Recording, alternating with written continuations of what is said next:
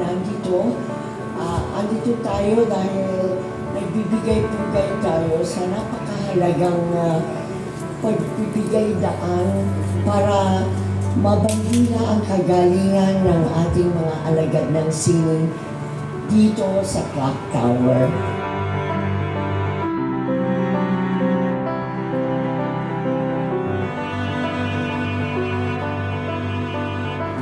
Sa araw na ito, ganap na nga po nating bubuksan sa publiko ang mga magagandang obra ng apat na artist.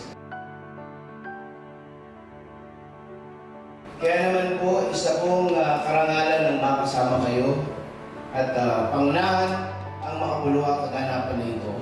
Bilang isa ring alagad ng sining, alam ko po kung gaano kahalaga ang araw na ito sa ating mga artist.